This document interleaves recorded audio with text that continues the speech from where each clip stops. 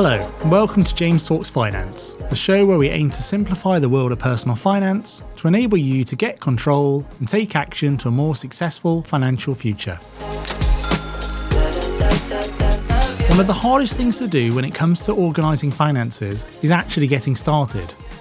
Life is busy, you might be mentally and physically tired already, and it seems like a lot of effort and something that you can delay to a point in the future. Perhaps that's next week or next month.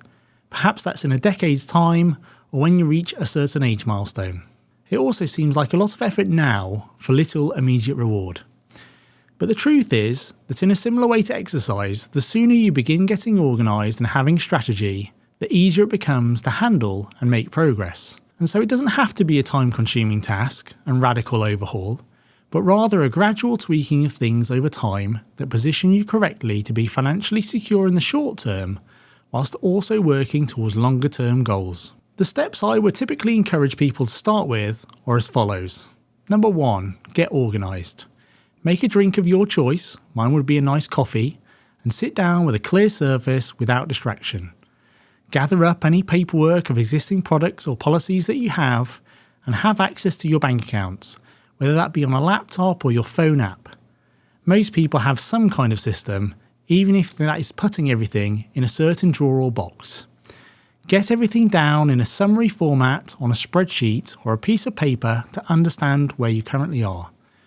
The key areas are income, expenditure, assets, liabilities or debts, and insurances. Reflect on how those things look at present. Consider whether they're as you expected, better or worse.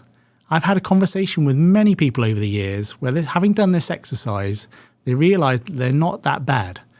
You might be able to pick out some obvious holes or things that need to be addressed first that you would like to work on. Number 2, set some goals. Now you might be thinking here, what is James on about? Why would we be talking about goals when everything isn't fixed yet? But bear with me. It's very hard to get organised with your finances and optimised if you don't know what you're doing that for. So as they say, start with the end in mind by setting some goals. People often find it hard to think about their life and goals in sufficient detail to be meaningful. So I want you to imagine that the rest of your life is like going on a big trip. How do you want to travel? What class of travel do you want to have? Who do you want to go with? What luggage do you want to have with you? Do you want to have any stops along the way? What activities would you like to do? All of this is going to determine how the pilot might plan the route and how the travel agent might organise the itinerary, both likely with some backup plans.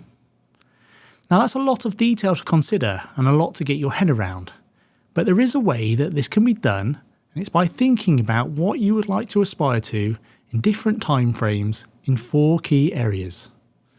The areas are home. Where do you want to be living in the short, medium and long term? How do you want to live your life? And who do you want to purposefully spend time with?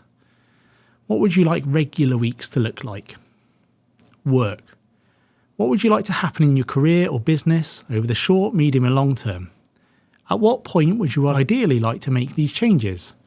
And are there any voluntary, charitable or non-profit causes you would like to commit your time to? Objects. Are there any specific objects that you aspire to own? Something from your childhood or something that you might like to own now? Or perhaps something towards your hobbies and interests such as a musical instrument or a piece of sports equipment? Or something you feel will have meaning for you or leave a legacy for your future loved ones, such as jewellery or art? Experiences. What do you want to do and where do you want to go? People often have a bucket list of adventures they want to undertake during their lifetime. Whether that be a California road trip, pizza tasting around Italy, luxury train journeys, or visiting base camp on Mount Everest. Or it could also be more regular or less extravagant experiences, such as holidays with family, meals out with friends, or hobbies and interests to pursue more. Once you've completed that exercise in thinking, it's entirely possible to think about how to match up your finances to be able to achieve those things. And don't hold back, dream big. Number 3, get started on addressing one area of your finances. My thoughts would always be start with income and expenditure because they're the things that impact everything else. That doesn't mean cutting out every single non-essential expenditure ruthlessly, but rather looking for areas of improvement.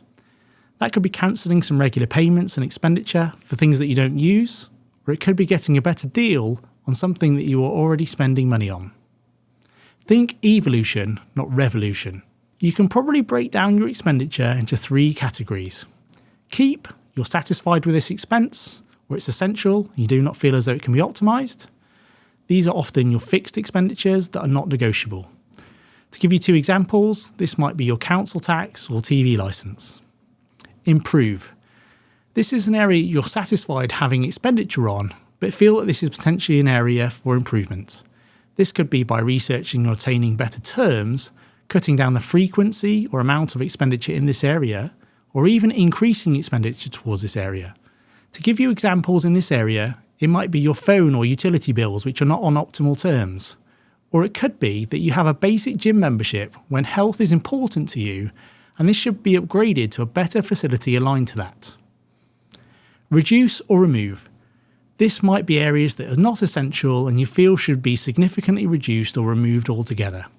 Examples here might be subscriptions for non-essential items, or something personal to me is spending more than I would like to admit on coffees at coffee shops. As they say, knowledge is power, and by taking 30 minutes or so having a drink, it's totally possible to achieve that and get started on addressing the first item for improvement. They say Rome wasn't built in a day, but it's quite possible that the initial outline of large portions was thought up relatively quickly, and that's the same for your finances. In the next show, we'll talk about the universal basic financial planning principles for financial success. I look forward to catching you on the next one. This show is intended to be for guidance and information purposes only and should not be considered personalised financial advice.